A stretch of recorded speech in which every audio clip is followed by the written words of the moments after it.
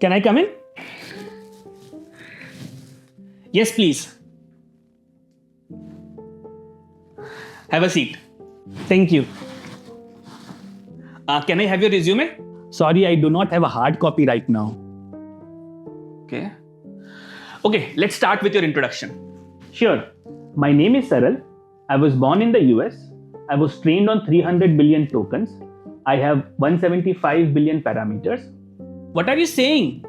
Answering your question, like, that's my background. What? Who are you? What's your name? As I said, my name is Saral. I'm an AI. So why have you come here? To help you. So I saw that you are hiring for AI roles, but you were struggling because you yourself don't know AI. So I thought, let me come and help you with that. Seriously? Yes. I can make you learn AI in simple language without any heavy jargon. Okay. So you are an AI. So tell me how you do what you do, how you have learned so many things, how you have acquired so much intelligence. Will you take away people's jobs? And what about... Hold on. So until now, humans were making me learn. I think it's my turn now to make humans learn about AI. So let's hit the road running by making a machine learning model. Suppose you want me to predict whether it will rain or not. Here is how I would learn to do that. What I need is past data. Let's say we have past data points with temperature and humidity, along with whether it rained or not. For example, this temperature, this humidity, it rains. So this temperature, this humidity, it does not rain. Seems like my dating history. Confusing, but full of patterns. Now, as the next step, let's draw a two-dimensional graph. Temperature on the x-axis and humidity on the y-axis. And mark the points. Let's say x represents it does not rain and O represents it rains. Now what we need to do is draw a line that separates the points so that we have the maximum number of x on one side and the maximum number of O on the other side. Now what if I tell you that this line is your machine learning model? Because once the line is drawn, if I give you a new data point, all you need to do is check which side of the line it falls on. If it falls on the left side, you'd say it won't rain. If it falls on the right side, you'd say it will rain. So the whole game now is how can we draw this line? So what do we mean by drawing a line? What is the equation of the line? Can you recollect that?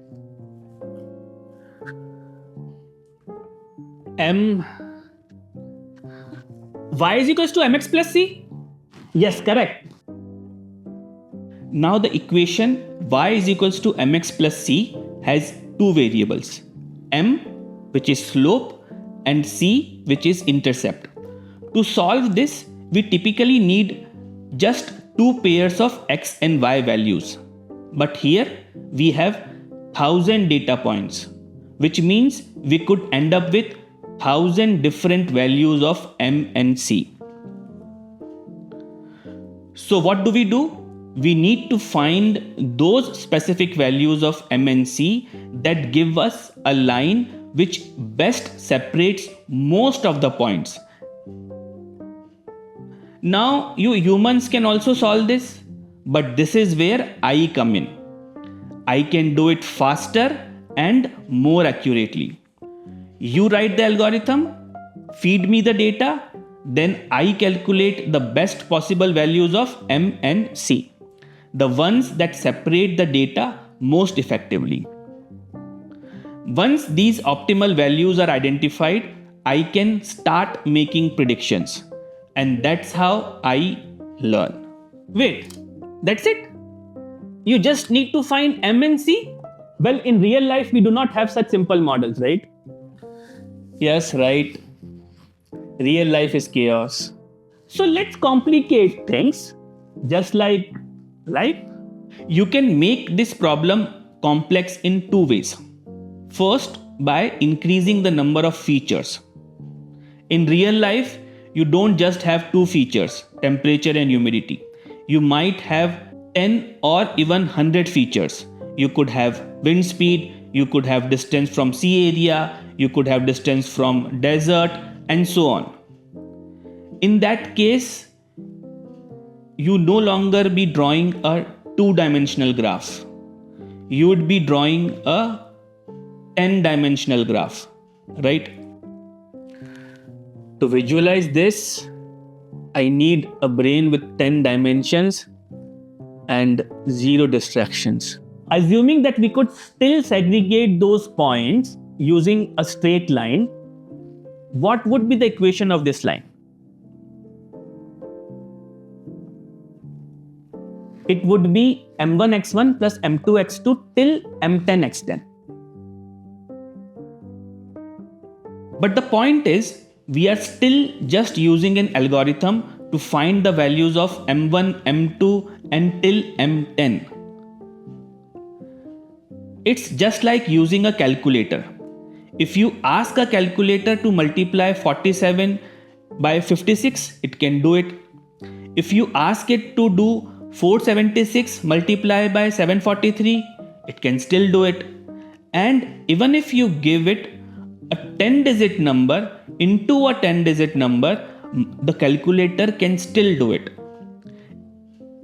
It just needs more computational power. That's all. Similarly, I can handle more parameters. It could be 10, 100 or even thousands. The logic stays the same. The algorithm scales because I don't get overwhelmed. I just calculate. Now let's complicate it further. So far, we assumed we could separate the points using a straight line.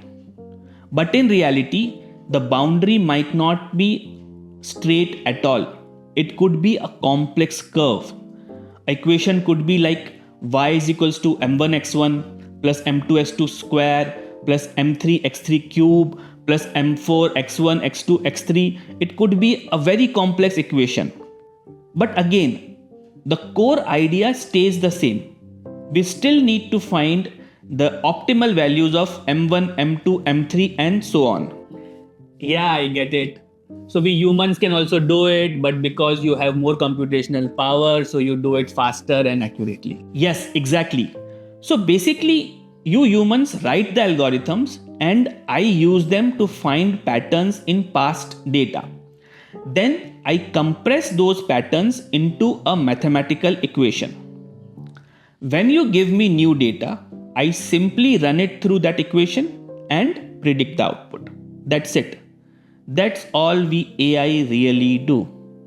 From something as simple as predicting rain to something as sophisticated as ChatGPT, it's all about learning from data and applying patterns. Yeah, I get that. But why are you bringing so much maths here? AI ML is full of maths. Partial differentiation, matrix multiplication, conditional probability. Oh, is it? I am out then. Okay. I'll try to avoid math. Promise? Yes. Once I learn the mathematical equation, you need to validate it. Why you need to validate it? Of course, to check whether you have learned properly or not. Correct. Consider it like you have delegated the task to your junior colleague. So once the task is done, you'll check whether the task has been done as per the requirement or not, right? Right. Earlier, you gave me all the data to learn from. But now, you do something smarter. You keep 20% of the data aside and train me only on the remaining 80%. So I learn from 800 data points and then you test me on the remaining 200. Now let's say I get 160 predictions right out of 200. What is the accuracy now? Oh, maths time again. But this much maths is okay with me. So it's 80%. Yes. So number of correct predictions divided by total number of predictions. So 80% is the accuracy and 20% is your loss. Now, ideally you want loss to be 0% and accuracy to be 100%. Just like my boss's expectation. But that's not possible, right? No AI is 100% accurate. Not even the latest models like GPT-4. So my goal is not to be perfect. It is to reach the maximum acceptable accuracy or minimum possible loss. At some point, the accuracy stops improving. And that's when we say the model is trained. So to cut the long story short, I need a lot of data to learn patterns.